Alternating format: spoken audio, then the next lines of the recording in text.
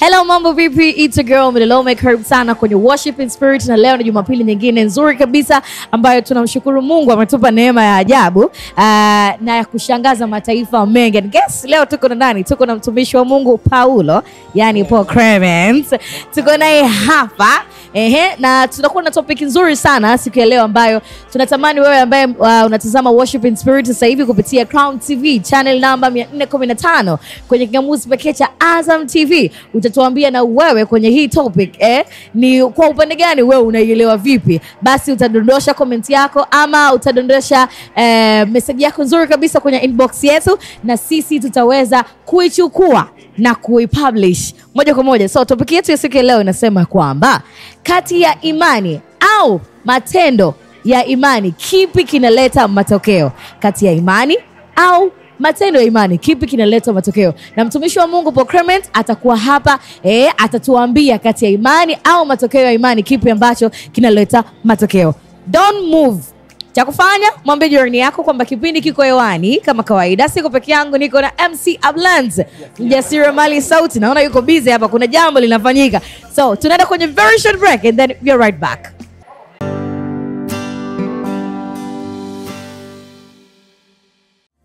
So as I told you, tuko na mtumishi wa Mungu Paul Clement, lakini kabla tujamfikia kaka Paulo, ngoja nirudi kwa mjasiriamali sauti. Wewe? Naam.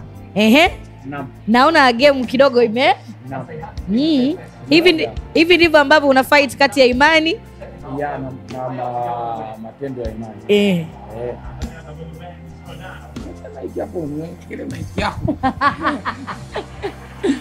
Matendo ya imani na mimi nafunga hapa. Imani na matendo ya imani ndio tunapofight hapa. Na vitu vinaendelea vizuri. Kwa hiyo wewe ambaye umeungana na sisi, kana sisi kuanzia muda huu mpaka mwisho. Tuachane nayo. Okay. Let's get back to the game. Oh yeah. Another game. Oh yeah. Yeah. Shalom mtumishi wa Mungu. Mambo yanaenda. Tuko sawa kabisa. Tuko vizuri. Lakini mpaka sasa kule tuko moja. Tumestopisha game tukiwa moja. Ni moja ya vitu ambavyo, kabla tujaenda kwenye swali, ni moja ya vitu ambavyo vinatusaidia kurefresh. Si ndio? Na ndio maana leo tulipomtafuta mtumishi wa Mungu Paul Clement akatuambia yuko hapa, sisi tukaja hapa moja kwa moja. Na wewe unayetazama sasa, tutatoka naye hapa, tutazungumza naye hapa. Alafu tutatoka naye hapa, tutaenda naye mpaka ile eneo letu la tukio kwenda kumsifu Mungu na kuimba kwa pamoja. Kati ya imani na matendo ya imani, kipi kinaleta matokeo? Kati ya imani na matendo ya imani. Imani na matendo ya imani, vyote vinahitajika. Imani inahitajika na matendo ya imani yanahitajika. Okay. Ili kuleta matokeo. Hivyo vitu vyote, yani hamna matendo ya imani bila imani. Na hamna matendo ya imani, yani hamna matendo ya imani bila imani, wala hamna imani bila matendo. Lakini inawezekana kwa kuna matendo yasiyo na imani. Yapo. Na inawezekana ikawa kuna imani isiyo na matendo au isiyo na matokeo. Hiyo ina maana haina matokeo hiyo. Sasa unajua imani lazima iwe na matokeo kwa sababu yani tunasema kuna viwango vya imani. Kuna kutokuwa na imani kabisa, kuna imani haba, kuna imani kubwa. Alafu unajua imani ni karama.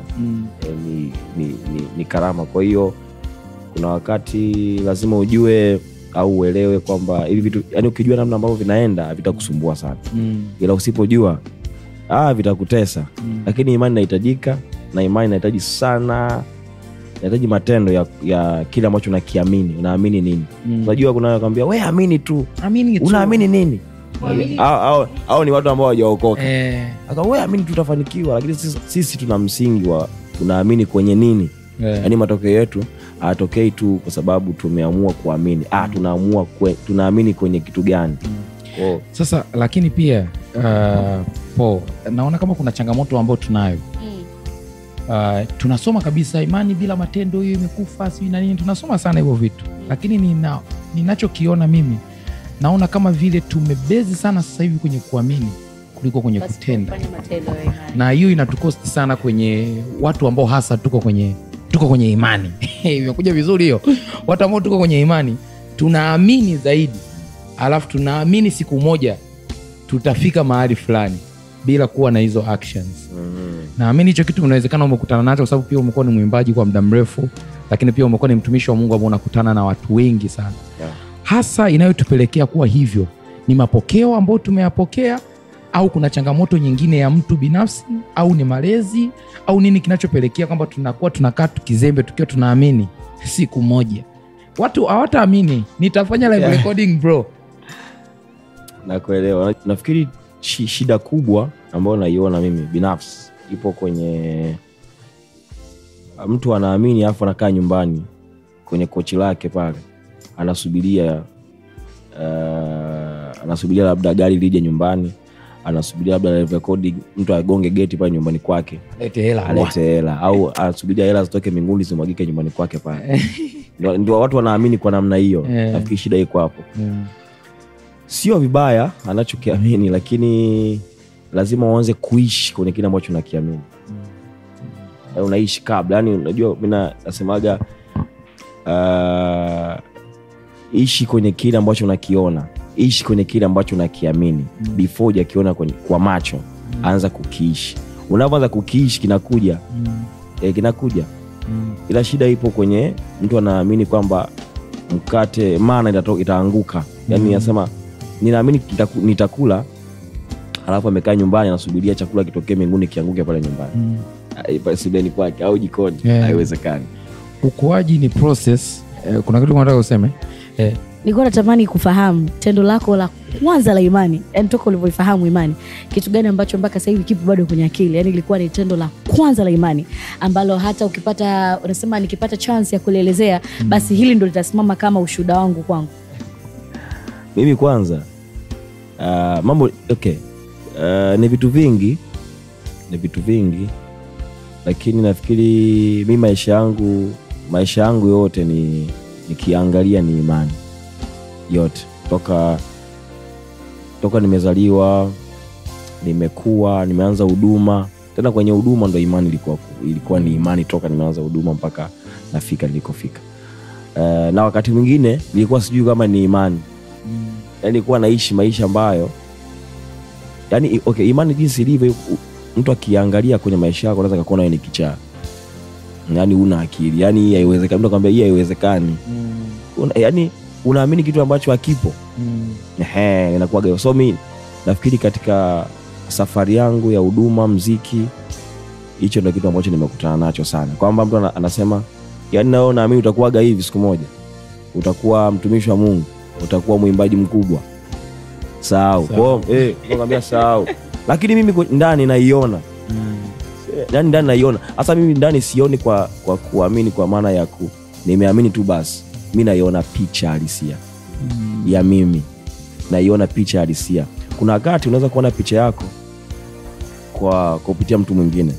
Kwa mfano, mimi zamani nilikuwa na CD nyingi za waimbaji wa South Africa, Marekani. Nilipokuwa naangalia nilikuwa najiona mimi. Sivyo, najiona nasema siku moja nitafikia hiki kiwango. Siku moja. Kwa hiyo unakuta imani wakati mwingine, yani unajiona kwenye picha ya mtu mwingine. Kwa nini unajiona kwenye picha ya mtu mwingine? Kwa sababu unaona nafasi ambayo yule mtu kile kitu ambacho mtu anakifanya ni kama wewe, yani unakiona ndani yako kwa mimi ni yule pale. Ama si nisemeje niweke vizuri, ama kujiona kwenye kioo. Sawa, sasa kwenye kioo unajiona wewe. Sasa unamwona mtu, unaweka CD ya mtu, unamwangalia lakini kama kioo. Wewe. Kwa mimi maisha yangu yote ya huduma toka nimeanza ilikuwa ni imani. Na ilikuwa sio imani ya naamini tu nisichokijua. Nilikuwa naamini kitu ninachokijua, lakini pia ni kitu ninachokiona. Kwa hiyo mpaka hapo ina maana unaweza ukaniambia kwa kifupi ni kwamba tu ukiwa na imani hauhitaji kuwa na shortcut. Alafu sasa nakuja swali hapo, utaijibu na hiyo kama nipo wrong au vipi, lakini nimeona kama pia ukiwa na imani unahitaji process. Kuna mchakato hapo katikati unafanyika ili uweze kufikia kile ambacho unakiona kabla hujakifikia. Sasa hiyo watu kiishi kwenye imani, yule nani ambaye alikuwa ana mtoto baada ya uzeeni, Ibrahim pamoja na Sara, ikatokea akaambiwa kwamba utapata mtoto, ile mpaka mke wake alicheka. Kwa ina maana unataka uniambie kwamba imani kwa mtu asiyekuwa na imani ni kitu ambacho kinaweza kudharaulika. Alafu pia imani pia nataka kuuliza kitu, mbona naona kama vile kinaniponyoka. Yes, inahitaji uvumilivu, ustahimilivu na kutokueleweka. Nakuelewa. Si ndio? Nakuelewa. Nakupata mimi nakuelewa. Kwenye sasa hii hauoni kwamba hii kitu inakuwa inatuchelewesha sana? Mtu anaweza nikawa nina imani, yani ndio unakuja sasa kwenye swali langu. Kama inahitaji ustahimilivu na kutokueleweka na watu. Kwa sababu naishi duniani sehemu ambapo nahitaji support ya watu. Kwa kama sieleweki na watu, sina maana inanichelewesha sana kufikia kusudi. Au nitakaa hapa nitachelewa muda mrefu sana. Okay, kwanza lazima ujue kitu kimoja. Tunaishi kwenye ulimwengu ambao una taarifa nyingi.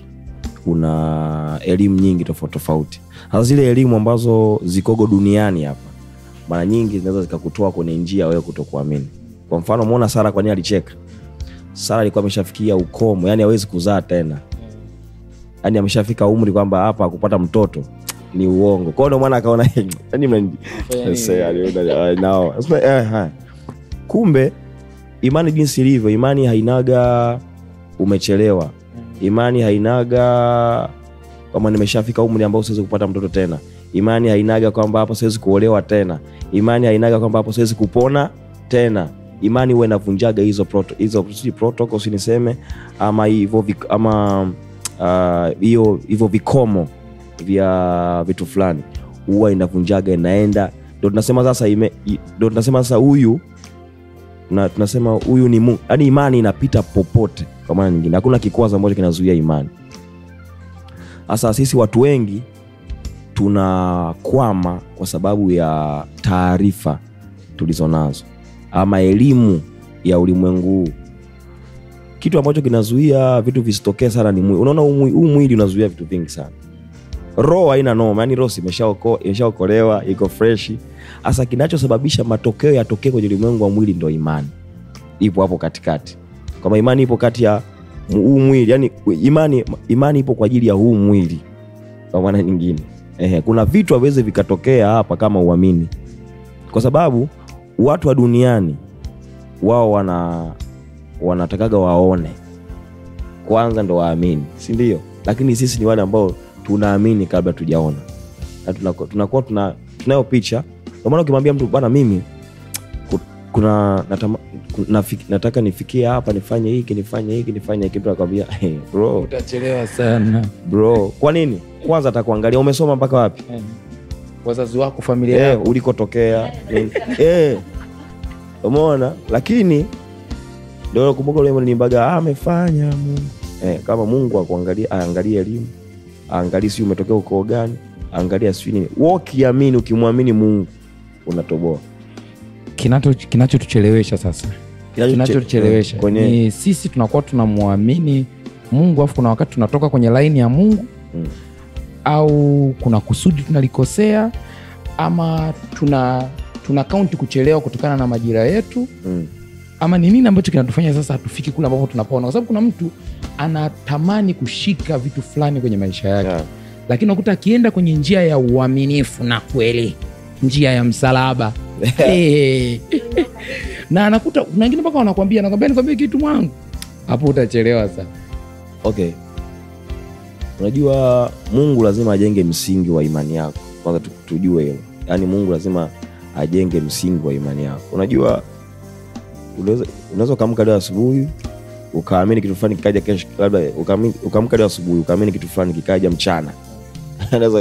Unaweza ukasema kumbe ikogo hivi. Lakini Mungu anataka sana atengeneze msingi wa imani, yani msingi wa wewe kuamini katika yeye. Lakini msingi wa kuamini katika yeye pia lazima uwe na ujue kwamba kuna wakati wa Mungu na mapenzi ya Mungu ambao anatakiwa atimizwe kwenye maisha yako kwa muda ambao Mungu anataka. Tunaamini kwamba atafanya. Ndio maana lazima ujue kuna wakati ambao tunatembeaga na ahadi za Mungu. Sasa sisi tunaaminigi ahadi za Mungu, na hizo ahadi za Mungu zipo kwenye neno lake, ni kwenye kile alichosema. Shida ni kwamba wengi wetu sisi hatuwezi kusubiria ahadi za Mungu. Tunaona Mungu anachelewa. Kwa hiyo akiwa nataka kutujibu sisi ndio tushatoka kwenye mfumo. Sasa wengi wanatumia njia zao wenyewe. Yaani Mungu anasema kitu, ameshahidi kitu kwa ajili yako. Unaona Mungu mbona kana nichelewesha? Mimi ngo nitumie njia yangu na shortcut hiyo noma. Wanatumia sasa shortcut. Sasa Mungu ndio maana nasema Mungu anatengenezaga watu wakuu.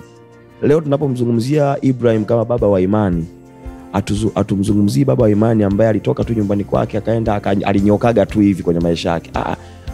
Baba wa imani ambaye ni Ibrahim, ambao tunamsoma ndo tunamwangalia yeye, unagundua kuna kuanguka na kuinuka, kuna kuchoka na kuwa na nguvu, kuna kukata tamaa, mpaka tunamuita baba wa imani.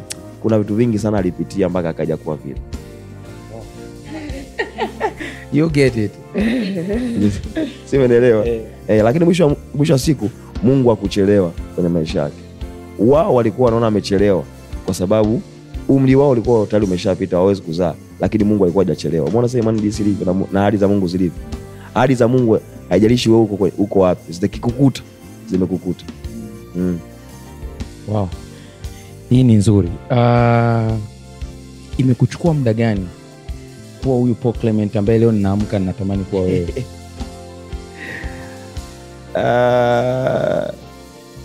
Nafikiri sio niliwekeje, lakini nadhani imenichukua kuanzia kuzaliwa kwangu mpaka nilipofika. Kwa hiyo mtu anayetamani kufanya ulipo wewe anatakiwa apitie process ya kuzaliwa mpaka hapa, au kwa sababu wewe umeshapita hiyo, na maana una uwezo wa kumsaidia kutoka hapo alipo kama akiamua, na ukamwonyesha njia na kwenda, au inahitaji nini? Kwanza uko sahihi. Mimi siwezi kuwa Ablent hawezi kuwa Paul. Tunajua kwa nini? Kwa sababu ya makusudi tofauti ambayo Mungu ametupa. Umeona? Kusudi ambalo Mungu amenipa mimi linanihitaji nipite njia fulani, nizaliwe kwa wazazi fulani kwako. Ndio maana kuwa Paul inahitaji uende ukazaliwe kwa Mwakanyamale. Umeona? Kwa mfano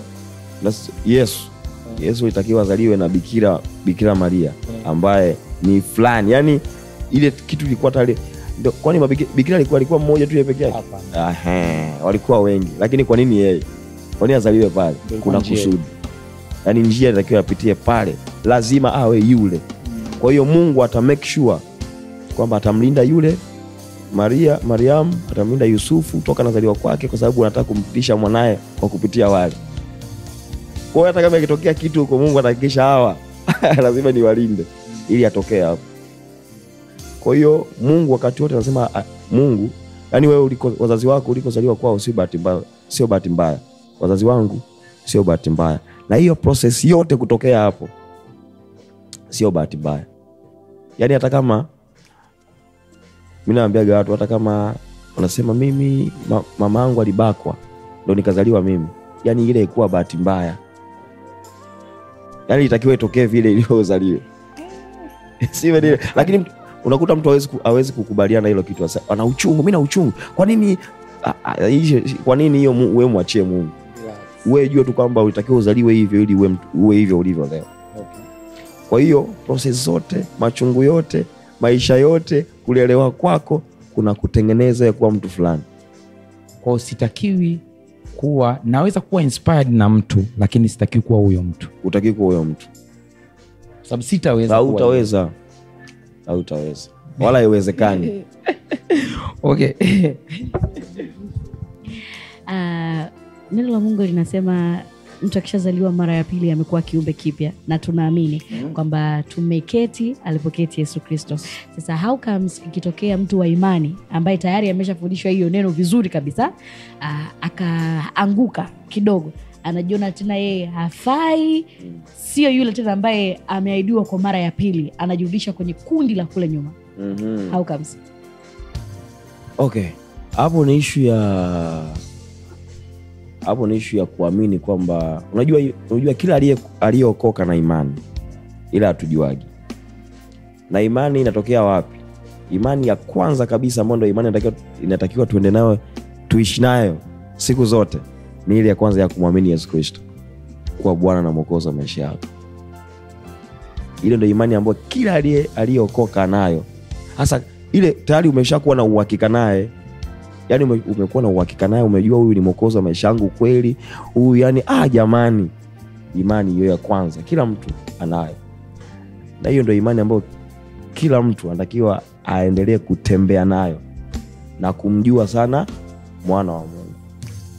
Sasa tunaamini kwenye vitu vingi kutokea kwake, kwamba tumehamishwa kutoka kwenye ulimwengu wa giza, tumeingizwa kwenye ulimwengu wa nuru wa mwana wa pendo lake ambaye ni Yesu Kristo. Tumeketishwa naye juu sana kuliko falme, kuliko mamlaka na kila kitu. Ni kuendelea kuamini katika yeye na kujua kwamba damu yake ya thamani iliyomwagika pale msalabani ilimwagika kwa ajili yangu, kwa dhambi zangu zote na makosa yangu yote ambayo nitayafanya leo, kesho kutwa na sijui lini. Ila yani ile hiyo damu yake haimwagiki tena mara mbili. Mara moja kwa dhambi zangu zote, kwa makosa yangu yote, kwa udhaifu wangu wote. Kwa ukishaamini hivyo uko salama. Though hatutarajii ukishaokoka uishi maisha mengine tofauti ya nyuma. Hatutarajii tena hilo, kwa sababu nabii wewe ni kiumbe kipya. Kuna njia unaijua, kuna mahali upo. Biblia inasema ndani yake Kristo tunaishi, tunakwenda na kuwa na uhai wetu. Biblia inasema tena tuliumbwa katika Yesu Kristo tuyatende matendo mema ambayo toka awali Mungu alishayaandaa tuyatende katika huyo Yesu Kristo. Maana yake sasa matendo yote ambayo tunayatenda tukiwa tumeokoka tunayatenda tukiwa ndani ya Kristo, sio nje yake. Tukitenda nje yake ndo tunakosea, tunaanguka, tunakuwa na mambo mengi na makorokoro yote. Tukitenda ndani yake tunatenda kutokana na mapenzi yake na kile ambacho kile ambacho anataka tukitende. Na kuishi ndani yake maana yake ni maisha yote ambayo tunatakiwa kuishi, tunaishi katika yeye. Kutembea, kwenda, movement yote ambayo tutaifanya kwenye maisha haya. Sisi tuko duniani lakini tunaifanya hiyo movement tukiwa ndani ya Kristo. Ndio mbinguni duniani tunaisema sasa ndio inatokea hapo. Uhai, Biblia inasema uhai wetu umefichwa ndani ya Kristo Yesu katika Mungu. Maana yake sasa hata uzima. Maana yake hata uzima wetu, uhai wetu unakuwa uko ndani yake. Maana yake haturuhusu namna yoyote ya adui kutuangusha wala kusababisha umauti wala chochote kwenye maisha yetu, kwa sababu sasa kila kitu hakiko peke yake. Yani maisha yetu sisi hayako nje ambapo kila mtu anaweza kachezea ama adui anaweza kachezea. Maisha yetu yanakuwa yako ndani ya Kristo. Kila kitu tunachokifanya tunakifanya ndani yake. Ukisoma kwenye Agano Jipya pale mwanzoni kuna mahali ambapo Yesu alisema kwamba zile ishara ambazo yeye amezifanya na hata tukiamini tuna uwezo wa kuzitenda zaidi ya alivyofanya. Sasa siku hizi unakuta labda let's say mchungaji ama prophet, apostle akapata ufunuo juu labda let's say ya vitambaa au maji au chumvi. Kwa nini watu wa kwanza pia ambao wanakuwa wanaipinga ile imani ni waamini? Okay. Sasa lazima tuamini, tujue haya mambo ni ya kufahamu kwamba roho inayotenda kazi nyuma ya huyu mtu ni roho ya namna gani. Kupinga, kuna ambao wanapinga kutokana na namna ambayo huyu mtu anafanya. Kuna namna ukiangalia hata kwa macho ya kawaida tunajua hii haiko sawa. Unaona? Lakini pia lazima zipimeni roho. Yani hatuwezi kuna wakati tunaweza tusijue, lakini tukazipima roho. Hii ni roho gani na inatenda kazi kinyume na huyu mtu. Kwa hiyo tukishajua roho, sio tu issue ya kupinga, lakini issue ya kuwalisha watu ni issue ya kuwalisha watu ukweli, neno la Mungu. Neno la Mungu ni kama nilizungumzia neno la Mungu ni kama kitu ambacho kinaweza kikachambua vitu. Biblia inasema roho wa Mungu anaweza kuyajua mafumbo ya Mungu, si ndio? Maana yake roho wa Mungu huyo anaweza kukwambia kile unachokiona pale sio cha Mungu, sio cha kimungu. kinachokiona pale sio cha kimungu. Kinachokiona pale sio cha Mungu. Na Roho Mtakatifu hafanyi kazi nje ya neno la Mungu. Anafanya kazi sawa sawa na neno la Mungu. Ndio maana unatakiwa ulijue neno la Mungu iwe rahisi Roho Mtakatifu kufanya kazi kwenye maisha yako. Unaona ukisoma kitabu cha Mwanzo unasema hapo mwanzo Mungu aliziumba mbingu na nchi. Na nchi ilikuwa ukiwa na utupu. Giza lilikuwa juu ya uso wa vilindi vya maji. Roho ya Mungu ikatulia juu ya uso wa vilindi vya maji. Alafu Mungu akasema iwe nuru, ikawa. Maana yake nini? Kwamba roho ya Mungu ilikuwa juu ya uso wa vilindi vya maji. Nothing happened. Kuna utupu, kuna giza, kuna ukiwa. Mpaka Mungu aliposema iwe nuru, Roho Mtakatifu akarespond huko. Roho Mungu. Biblia ya Wayahudi ile Hebrew nasema ruach, yani pumzi ya Mungu ikatulia juu ya uso wa vilindi vya maji, ambao ni roho wa Mungu. Hapo Mungu aliposema iwe nuru, ikawa. Why ilikuwa nuru? Ilikuwa kwa sababu roho wa Mungu alikuwa, kumbuka roho wa Mungu aliona nini Mungu anataka. Wow. Kwa Mungu alichokisema kilikuwa sawa sawa, yani Roho Mtakatifu alifanya sawa sawa na neno la Mungu. Sio tu sawa sawa, alifanya uhalisia wa Mungu utokee. Ndio hata sisi tunavyoishi hapa duniani, vitu vingi ambavyo tunavifanya, kwa mfano wewe Ablend, unaweza usijue details za neno la Mungu. Ya Roho Mtakatifu anajua details. Wewe unaichukulia poa kwamba tu mwenye haki ataishi kwa imani, ama Mungu anakuwazia mawazo yaliyo mema, unaishia hapo. Ila Roho Mtakatifu anaenda kwa details. Yani Roho Mtakatifu anaona kile ambacho Mungu anakuwazia. Okay, naona muda wetu unakwenda na tunatakiwa tuwahi kule tukamtukuze Mungu, na tutakuwa tuna mengi ya kujifunza kutoka kwa mtumishi wa Mungu Paul Clement. Nikuulize hichi kitu hapa. Kitu. Tunalisoma neno la Mungu, tunatakiwa tulielewe neno la Mungu, tuliishi neno la Mungu. Mazungumzo mabaya huharibu tabia njema. Unachaguaje marafiki? Na kitu ambacho nimeshawahi kukiona sio mara moja, sio mara mbili. Kuna marafiki ambao hata hawako kwenye imani, lakini wewe unawasogeza karibu. Na mara nyingine hata kuwa na moment za kuomba nao. Hii kitu ni kitu ambacho Mungu amekiweka ndani yako, ni wito ambao Mungu ameweka ndani yako, au uliipata kwamba hawa watu, nguvu nilionayo ninaweza kuwavuta na kuwaleta, kwani imani yao haiwezi kunitoa mimi. Au mara nyingine hata mtu akiniona niko nao sehemu fulani, nime hang out nao, haitaniletea shida. Okay.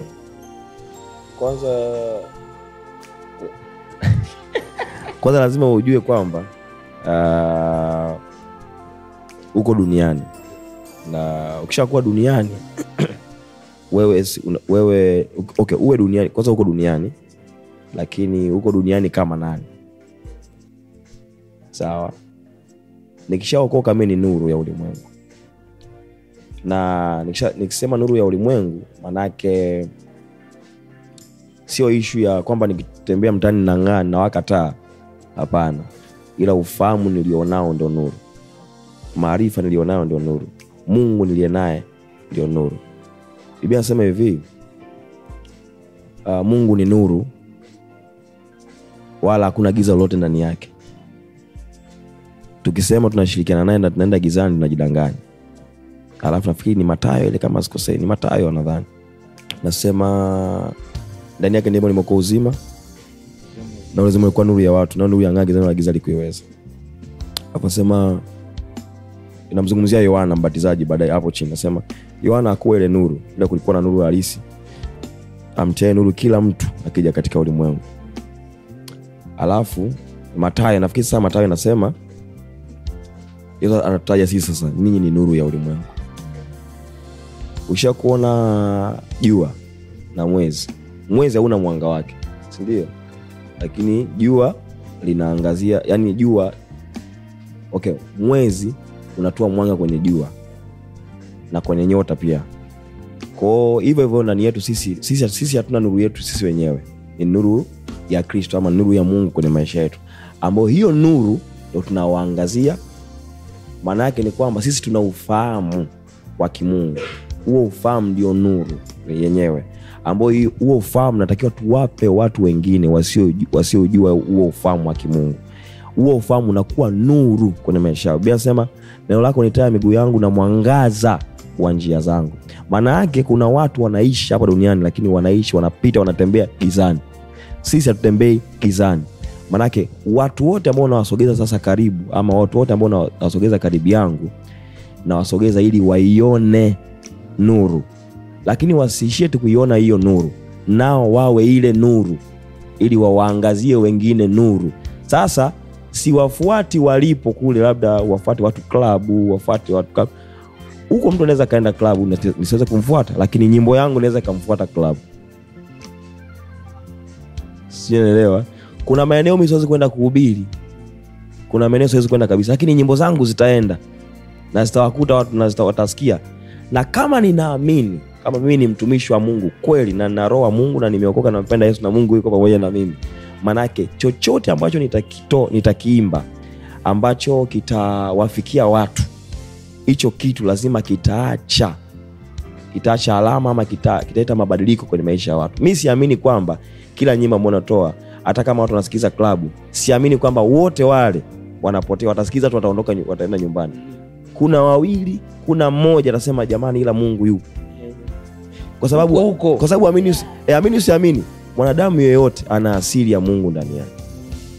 Ana asili ya Mungu ndani yake. Na ukitaka kujua hivyo ni kwamba hakuna mwanadamu kwenye ulimwengu ambaye hana ibada. Sasa ibada ikikosa mwelekeo, ndio mtu ataabudu magari, ataabudu mgomba, ataabudu nini?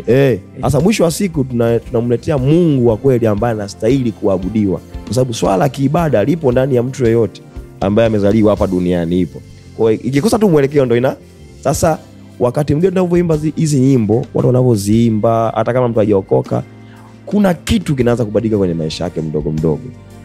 Ndio maana mimi nasisitizaga sana, sisi kama watumishi wa Mungu, kama viongozi, kama nuru, lazima tuwe na ufahamu sahihi wa Mungu ili tuimbe vitu sahihi ambavyo vikienda kwenye maisha ya watu vinafanya kazi inayotakiwa kufanyika kwa usahihi ili vilete mabadiliko sahihi kwenye maisha yao. Mimi naomba malizie hilo swali alafu tuhusu sisi tucheze game wakati unawaambia watu twende tukuze Bwana kule. Okay, so swali langu la mwisho ni kutokana na kizazi cha sasa.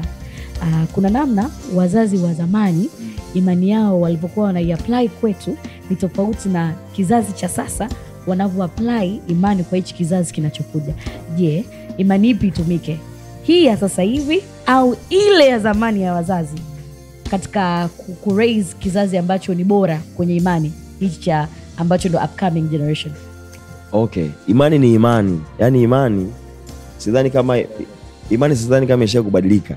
Kama kuna ila kuna namna tu kizazi kile kuna namna walikuwa wanaipandikiza kwetu, kuna namna yao. So kikubwa sasa hapo swala halipo kwenye kizazi. Swala lipo kwenye msingi. Okay. Manake huyo mpandaji anaishika. Lipo kwenye msingi. Msingi wa imani. Biblia inasema imani chanzo chake ni kusikia. Kusikia nini? Neno la Kristo.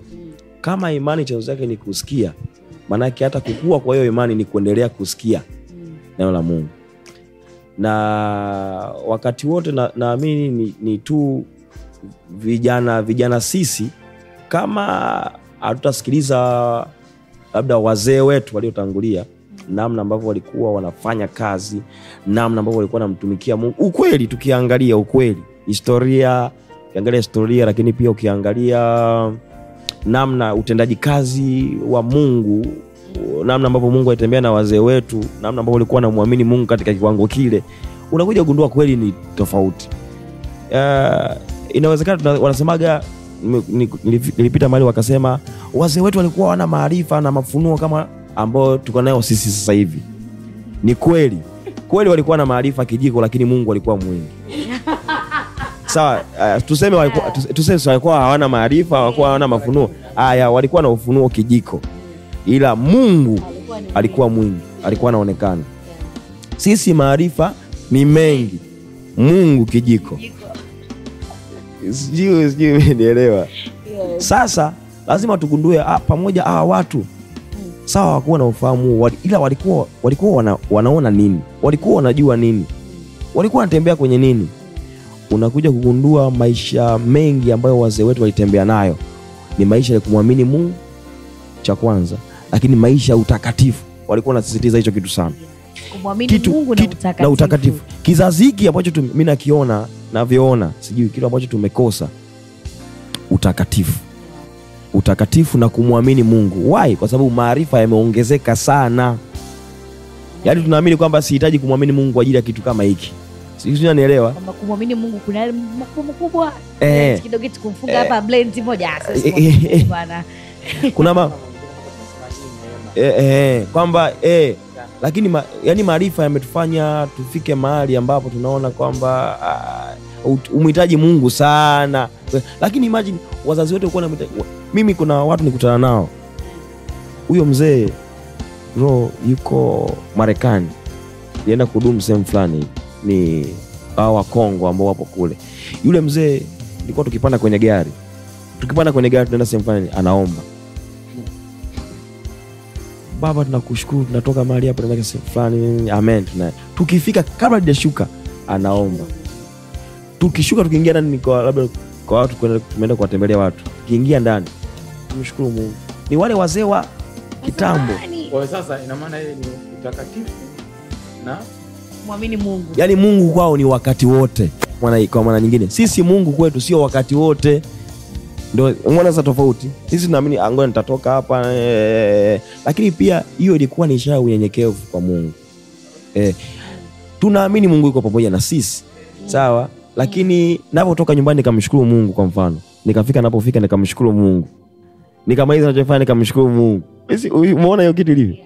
Ndio kitu ambacho wazazi wetu walikuwa wanakifanya.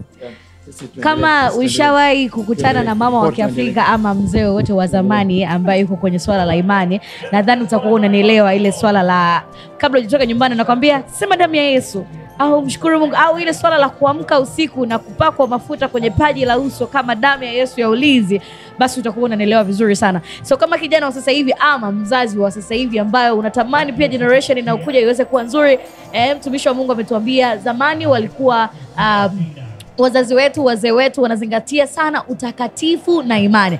Ni kitu ambacho na sisi tukikifanya basi tutaweka generation ambayo ni nzuri. Mimi nisikupotezee muda mzuri sana kwa sababu tunachoenda kukifanya sasa hivi ni ule muda wa kuapply sasa ile imani kwa kumsifu Mungu. Tunaenda kumsifu Mungu, kumshukuru Mungu hata kama vitu bado hatujaviona, lakini tunaweka imani kwamba tayari tumeviona, kwa sababu neno la Mungu linasema imani ni kuwa na uhakika kwa mambo yale ambayo yatarajiwayo baina ya mambo yasiyoonekana kwa macho ya damu na nyama. Ila sisi tunaamini kwamba tayari amefanya Mungu. Shangilie Yesu kwa makofi ya shangwe wewe. Piga vigelegele wewe. Weka makofi wewe. Hallelujah. Amen. Bwana, here we are. Kama tulivyokuambia kwamba tutaungana na mtumishi wa Mungu Paul Clement kwenye madhabahu takatifu kabisa ambayo hii itakuhudumia wewe kwa kupitia huduma ya uimbaji. Amen. Kuna namna mtumishi wa Mungu akituhudumia huwa tunahudumika. Amen. Sasa sijui leo utahudumika kupitia hizi nyimbo ambazo na huduma nzima atakayokuja kuifanya hapa kwenye madhabahu. Cha kufanya ni kuandaa tu moyo wako, kwa sababu neno la Mungu linasema maandalio ya moyo ni ya mtu, lakini jawabu la ulimi linatoka kwa Bwana. Kwa Bwana. Maandalio ya moyo ni ya mwanadamu, jawabu linatoka kwa Bwana. Sasa sisi tunakupisha hapa kuwa tayari kumtukuza Mungu, lakini pia kujifunza neno la Mungu. Paul Clement na Neema Gospel. Piga makofi sana kwa Yesu. Ongeza vigelegele wewe. Bado haijatosha, mshangilie tena huyu Yesu sana. Kama unapumzia uhai, mshangilie tena Yesu sana.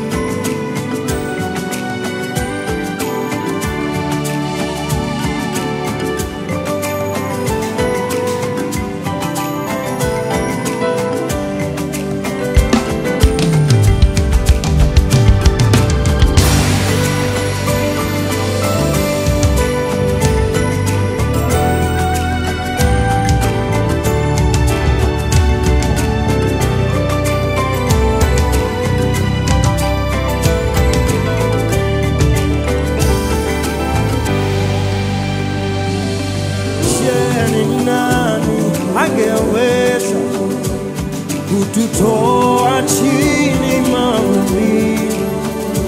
Maana kila mtu alitukata, ila Mungu akatukumbatia.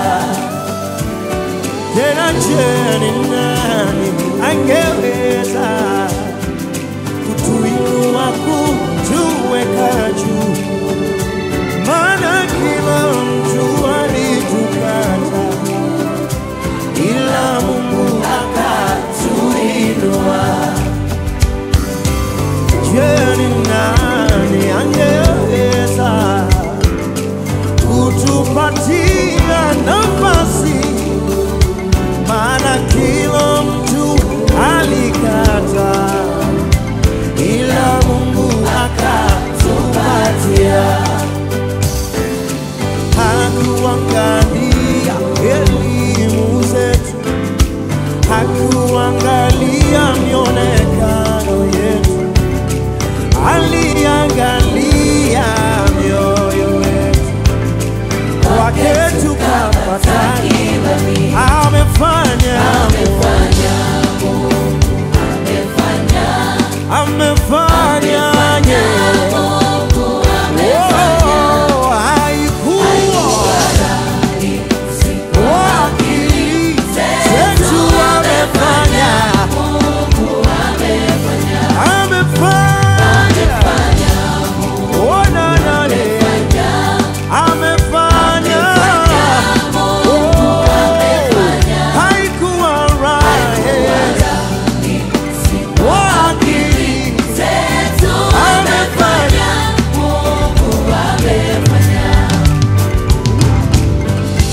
ni nani angeweza kutukubali jinsi tulivyo?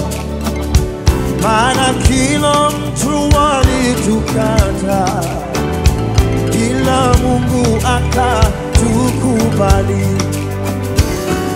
Si elimu zetu, si ujuzi wetu,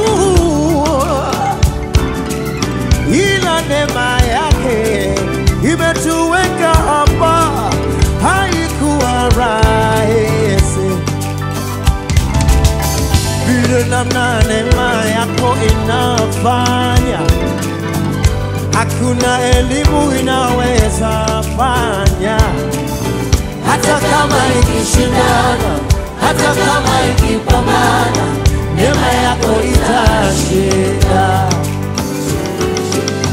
Vile namna neema yako inafanya, hakuna elimu inaweza fanya. Hata kama ikipambana, neema yako itashinda. Hakuangalia elimu zetu, hakuangalia mionekano yetu, aliangalia mioyo yetu. Kwake tukapata kibali. Amefanya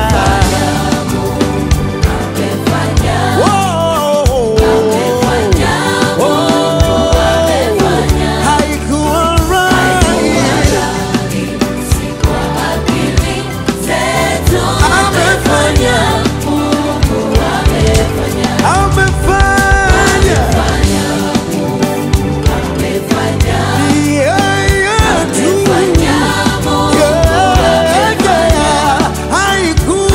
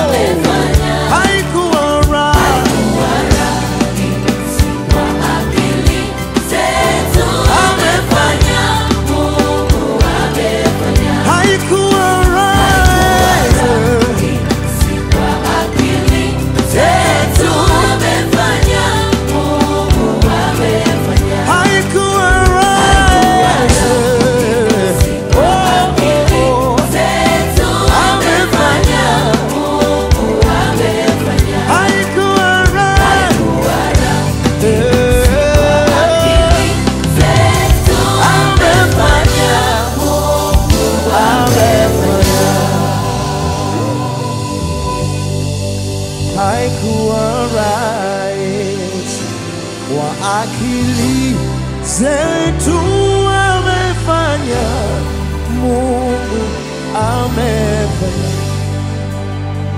Haikuwa rahisi kwa nguvu zetu, amefanya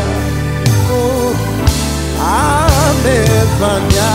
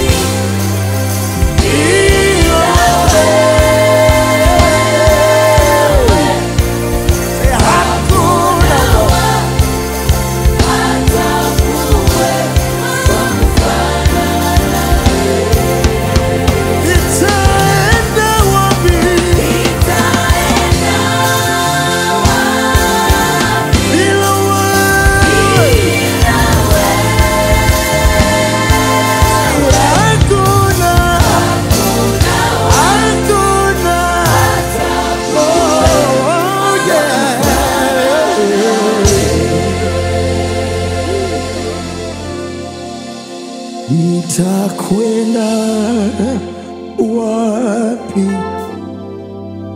bila wewe? Hakuna hata kuwe wakufana nawe. Nitaishi vipi kama sio wewe? Hakuna hata kuwe wakufana nawe.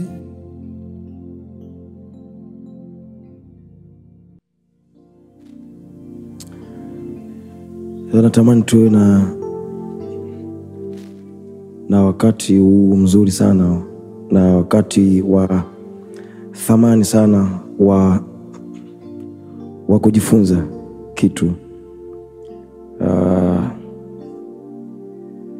Tukiwa tu katika hiyo hali hiyo ya kumwambia Mungu kwamba tutakwenda wapi bila wewe. Ni kutambua tu kuwa Mungu ni kila kitu kwenye maisha yetu. Mungu ni kila kitu kwenye maisha yetu. Kati ya kitu ambacho sisi ni wale watu ambao hatuna option B. Hatuna option, yani hatuna kitu cha kuchagua. Tulichochagua ni kimoja tu, kuwa na Mungu kwenye maisha yetu. Na sio kama Mungu ametunyima uchaguzi wa kutokuchagua kitu kingine, lakini sisi tumeamua kwamba sisi tunasimama na Mungu tu siku zote za maisha yetu, kwa sababu yeye ni kila kitu kwenye maisha yetu. Na kama yeye ameahidi kuwa hatatuacha, na sisi tunamwahidi kuwa hatutamwacha.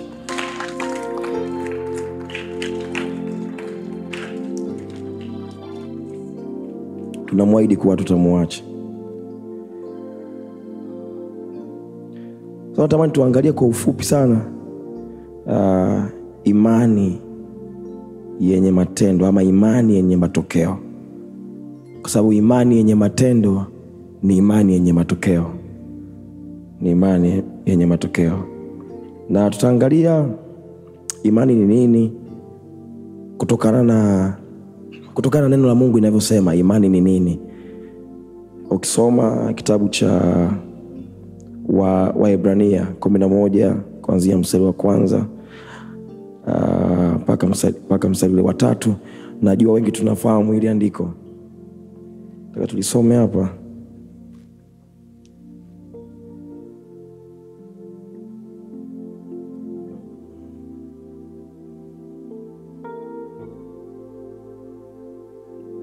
Biblia inasema, basi imani ni kuwa na hakika ya mambo yatarajiwayo, ni bayana ya mambo yasiyoonekana. Wengi tunalifahamu ile andiko, si ndio? Yes. Sasa kwa mujibu wa ile andiko tutaangalia hapa kwa haraka. Basi imani ni kuwa na hakika. Imani ni kuwa na hakika ya mambo yatarajiwayo, ni bayana ya mambo yasiyoonekana. Manake haya mambo yanayotarajiwa ni mambo yasiyoonekana kwa macho ya nyama. Lakini kutoonekana kwa macho ya nyama haimaanisha yaonekani kwa macho ya ndani.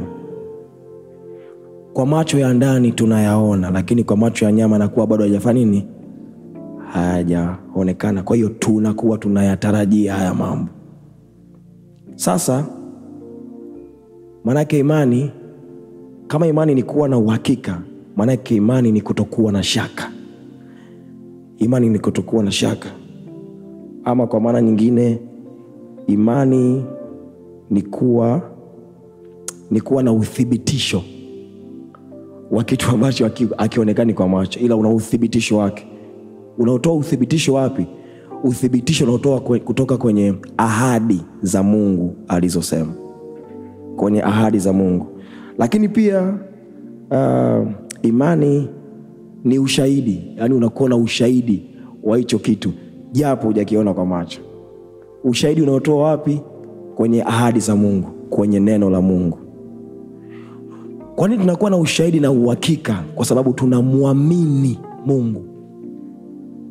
Yeye aliyeahidi kuwa itakuwa hivi ndiye huyu ambaye tunamwamini, kwa tuna uthibitisho wa kile ambacho amekisema.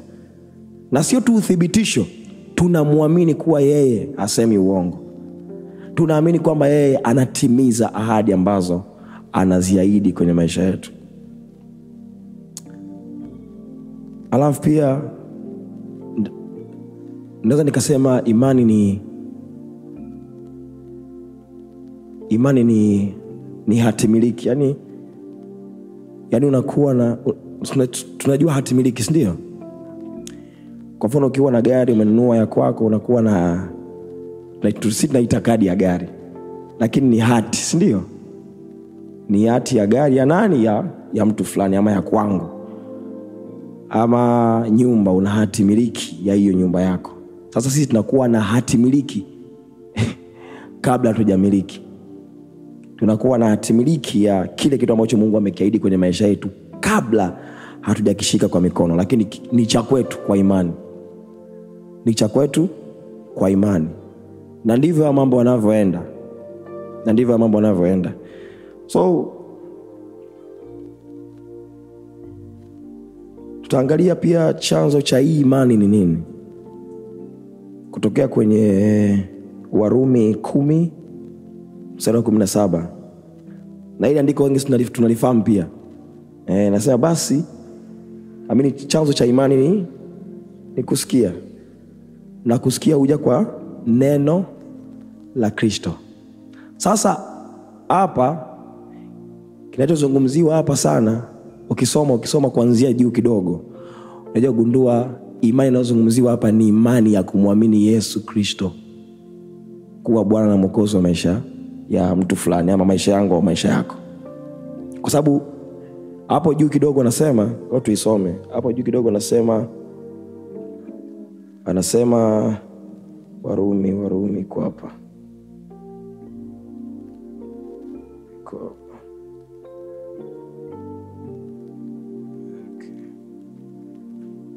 Hapa juu kidogo anasema, okay.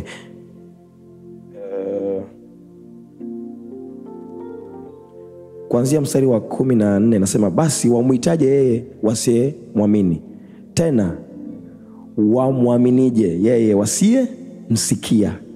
Tena watamsikiaje pasipo hubiri? Tena watahubirije wasipo pelekwa? Hapa chini anasema, kama ilivyoandikwa, ni mizuri kama nini miguu yao wahubirio habari ya mema. Afu hapo 18 anaongea tena, lakini 17 ndo anakuja anasema, sasa basi imani chanzo chake ni kusikia, na kusikia huja kwa neno la Kristo.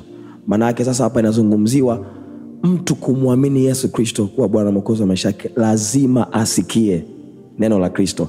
Anasikiaje neno la Kristo?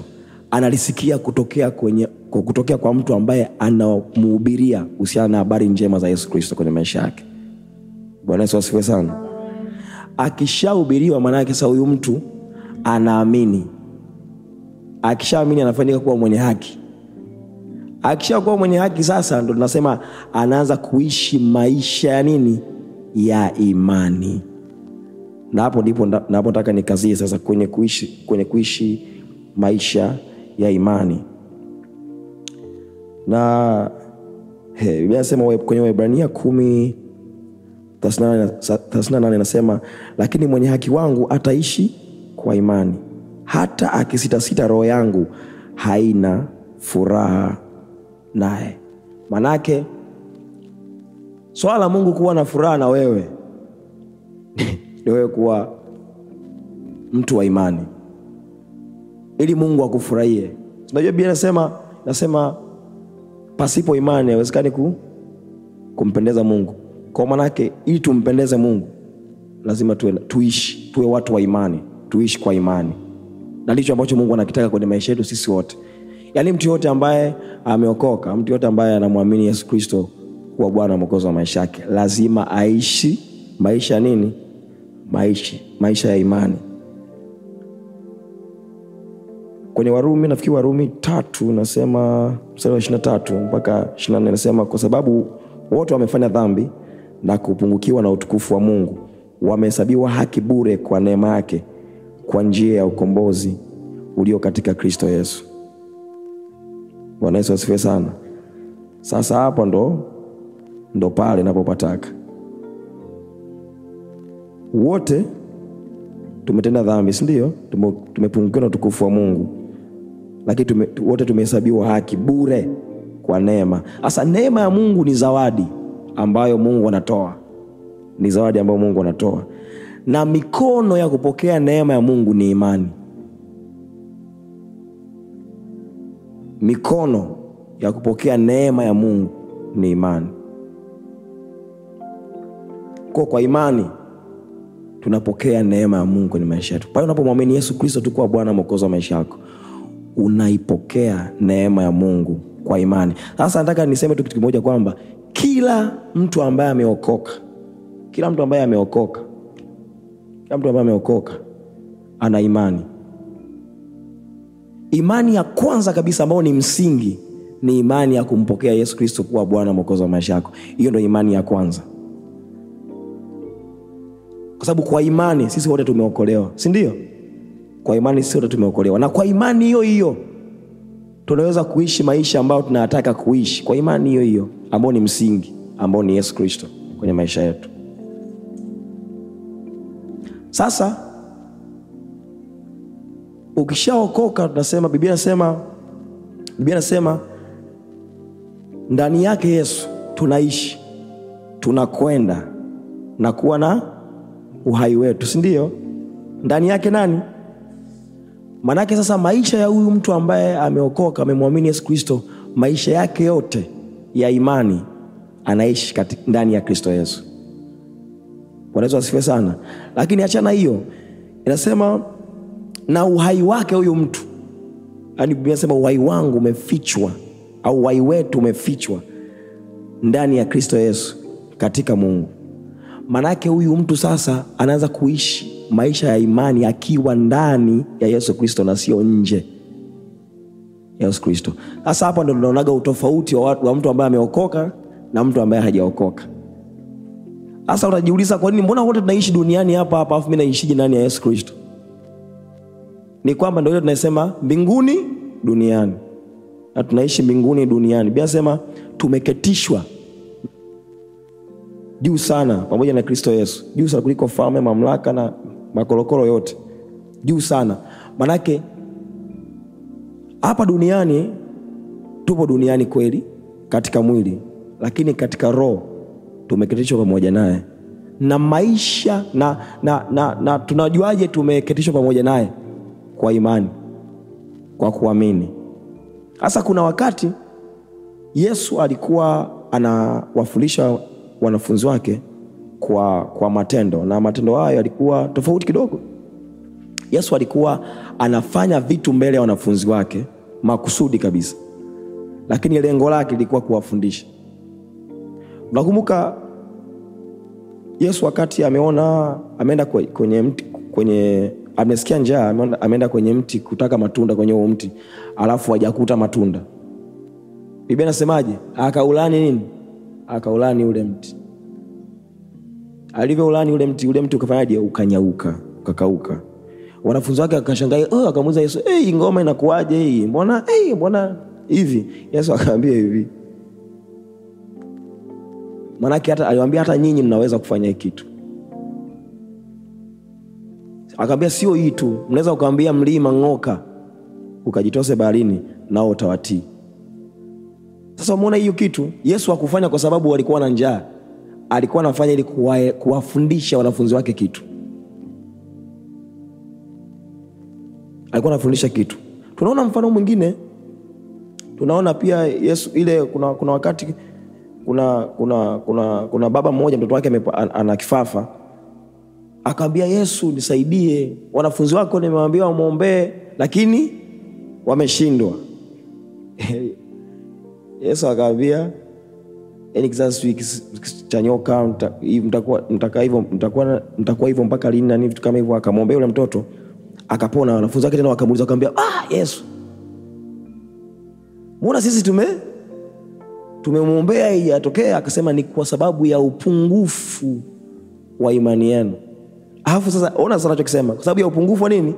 Wa imani yenu. Alafu Yesu anasema lakini mkiwa na imani kama punje kama punje ya haradali, naweza kuambia mlima huu ng'oka, ukajitose baharini, na utatii. Sasa hapa Yesu anatuchanganya. Anasema ni kwa sababu ya upungufu wa nini? Wa imani yenu. Lakini pia anasema mkiwa na imani kama punje ya haradali. Sasa upungufu, punje ya haradali, unaona ilivyokaa? Unaona kama vinafanana, yote ni pungufu. Kwa sababu umeshakuona punje ya haradali? Yaani umeshakuona punje ya haradali. So unajua ilivyokuwa ndogo, kadogo sana. Sasa hivi upungufu na punje inakuwaje? Sidaelewa. Lakini kuna kitu Yesu alikuwa anajaribu kuwaambia pale. Ile upungufu wa imani ni kwa sababu ya hofu ama mashaka. Ile upungufu wa imani ni kwa sababu ya hofu ama mashaka. Wewe nikwambia kitu kimoja. Ukijua neno la Mungu, kwa mfano ukajua tu hata mstari tu mmoja afu ukaamini, ukausema kwa imani, na usiwe na shaka, kinatokea.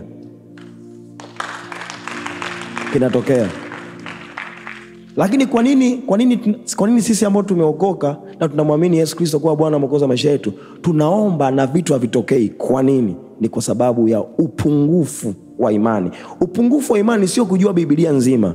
Upungufu wa imani ni kuwa na mashaka na kile kitu ambacho nakiamini, ama kuwa na hofu. Moja ya kitu ambacho kinatikisa imani zetu ama imani za watu ambao wameokoka wengi ni hofu. Adui mkubwa wa imani ni hofu. Unapoingiza tu hofu, utendaji kazi wa imani haufanyi kazi. Kawaida ya adui anafanya kazi kwenye mazingira ya hofu, alafu Mungu anafanya kazi kwenye mazingira ya nguvu au mazingira ya imani. Sasa wengi sisi hapo ndo changamoto. Nakumbuka wakati Yesu anawaambia wanafunzi wake tuvuke twende wapi? Ng'ambo. Alafu Yesu kwenye kile chombo akafanyaje? Akalala. Bahari ikachafuka. Jamaa wamepambana, wameona ngoma hii noma, haiwezekani. Wakamwambia Yesu, wakamwamsha Yesu, si kitu kwako kuona kuwa tunafanyaje? Tunaangamia. Yesu akaamka zake, akakemea upepo, vikafanyaje? Vikatulia, si ndio? Alafu akamwambiaje baada hapo? Imani yenu iko wapi? Ama confidence yenu kwangu iko wapi? Maana kilichokuwa kinawatesa ni nini? Hofu. Na mfano mwingine tutaona wa Petro, wakati Yesu anatembea juu ya maji, anakuja jamaa wanafunzi wake hapo kwenye chombo, alafu anamuona Yesu anatembea. Kuna kitu pale kinatokea. Petro anamwambia Yesu, Bwana, kama ni wewe, niruhusu nifanyaje? Nikufuate, nishuke kwenye chombo na mimi nitembee juu ya maji nikufuate. Alafu Yesu anamwambia njoo. Sasa confidence ya Petro kutembea kwenye maji haikuwa kwa sababu alimuona Yesu anatembea kwenye maji. Confidence yake ilikuwa neno la Yesu alilomwambia njoo. Imani yake pale ikafanyaje? Ikainuka, akaanza kutembea juu ya maji, sio kwenye maji, juu ya maji. Sawa. Akiwa anatembea juu ya maji, Biblia inasema alipoona upepo na mawimbi, hofu ikafanyaje? Ikaingia, na hofu ilivyoingia tu akafanyaje? Akaanza kuzama. Sasa kumbuka ni neno lile la Yesu aliyomwambia njoo, lakini hofu ilipoingia alizama. Kwa nini? Imani ilikuwa imepungua. Kwa upungufu wa ile imani ikamfanya aanze kuzama. Lakini Biblia inasema Yesu akanyosha mkono wake akamuokoa. Lakini Biblia haituambii nini kilitokea pale, lakini alivyomuinua kutoka kwenye maji, alitembea naye kwenda kwa nini? Kwenye chombo. Kwa hiyo moja ya kitu ambacho natamani kama watu ambao tunamwamini Yesu Kristo kuwa Bwana Mwokozi wa maisha yetu, ni kutembea kwenye nini? Kwenye imani. na kuto kuingiza shaka ama hofu. Lakini tuna msingi wa kwanza. Msingi wa kwanza kabisa ni msingi wa kumwamini Yesu Kristo kuwa Bwana na Mwokozi wa maisha yetu. Alafu tukishamwamini Yesu Kristo kuwa Bwana na Mwokozi wa maisha yetu yote tunaishi kwa imani kuanzia hapo, ambapo kwa hiyo imani ndio tunampendeza nani? Tunampendeza Mungu. Amen. Amen.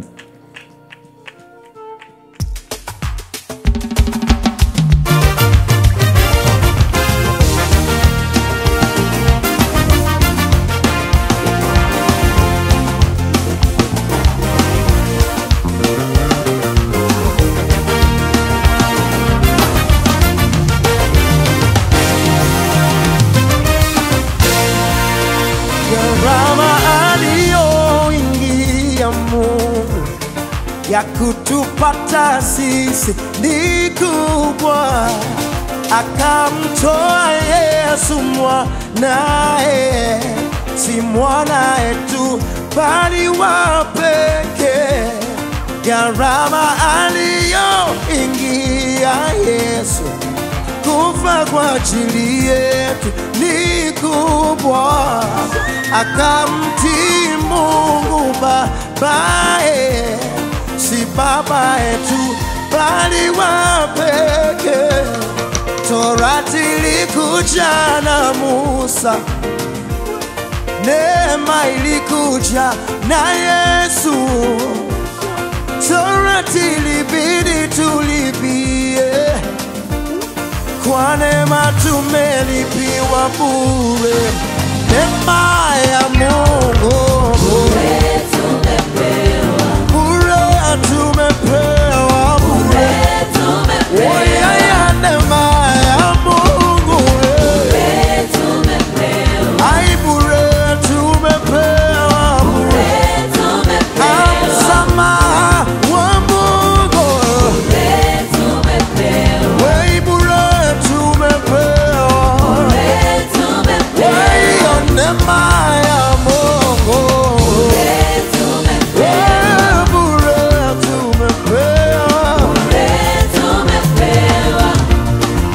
alitupa neema yake bure, ila yeye aliingia gharama ili mimi na wewe tuipate gharama ya damu yake mwanae, sio kwa matendo yetu tena, kwa neema yake tu tunasimama, sio kwa juhudi zetu tena, kwa neema yake tunasimama. Neema ya Mungu bure tumepewa, bure tumepewa, bure tumepewa. Huruma za Mungu bure tumepewa, yeye bure tumepewa, bure tumepewa. Rehema za Baba bure tumepewa, yeye bure tumepewa, bure tumepewa. Neema ya Mungu bure tumepewa, yeye bure tumepewa, bure tumepewa. Ya. Oh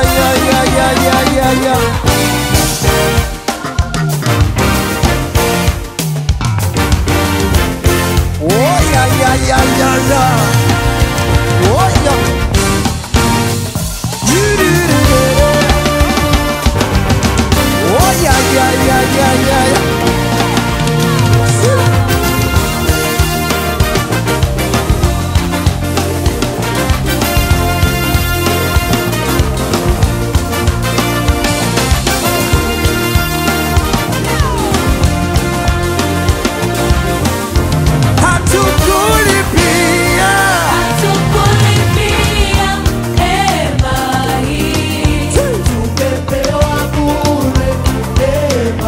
Hatukulipia neema,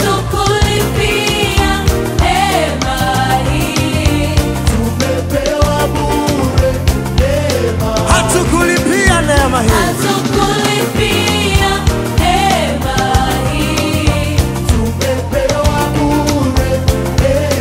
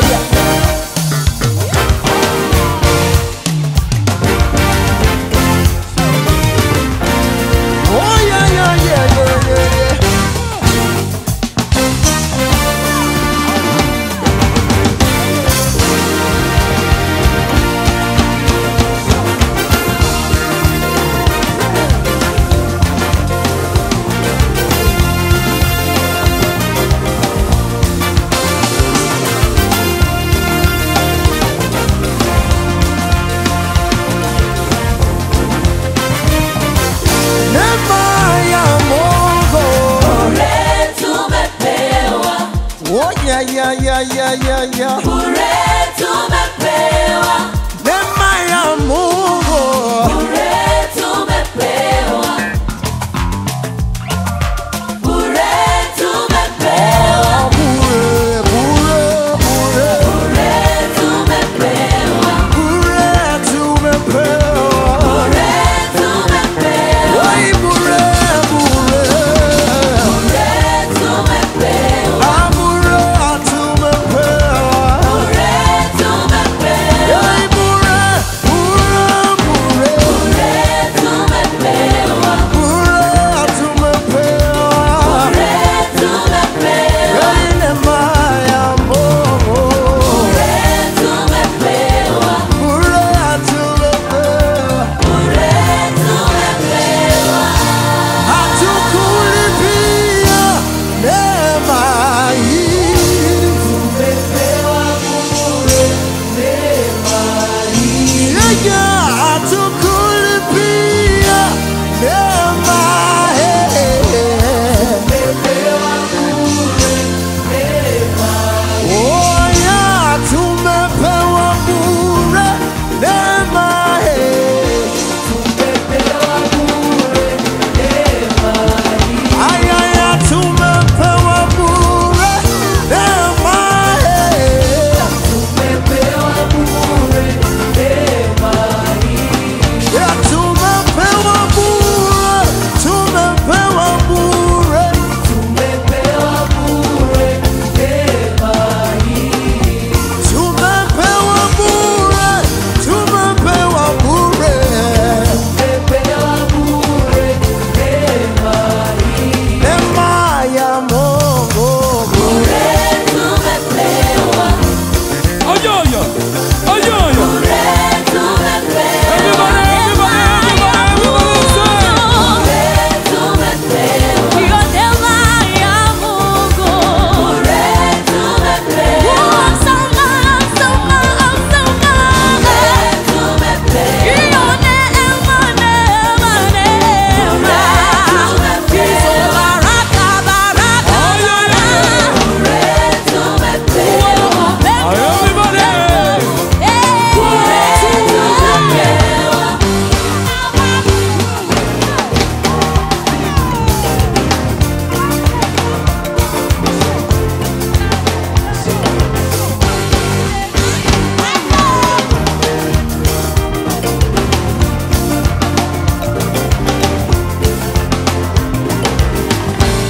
Somebody dance for Jesus.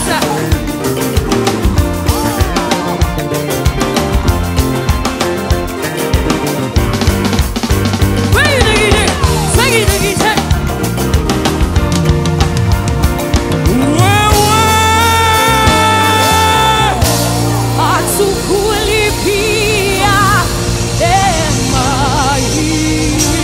Tumepewa bure neema hii. Hatukulipia neema hii. Hiyo. Hatukulipia.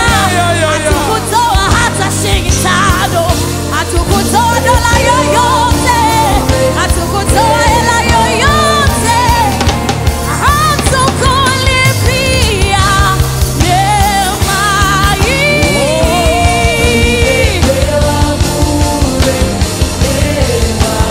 Hiyo neema ya Mungu wewe. Hiyo neema ya Mungu wewe. Hiyo neema, neema, neema. Hiyo neema, neema, neema.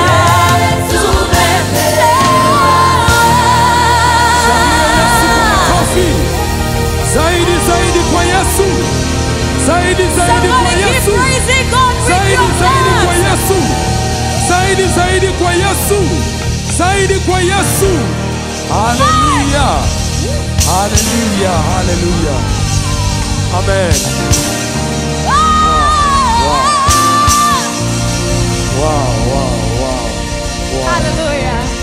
Tunajidai tunaringa kwa sababu ya neema ya Kristo. Haleluya. Amen. Tunajidai kwa ajili ya neema ya Kristo. Hey! Digi, digi, digi, bop, digi, dop, digi, dop, hey! Somebody dance for Jesus. A 1, a 2, 3.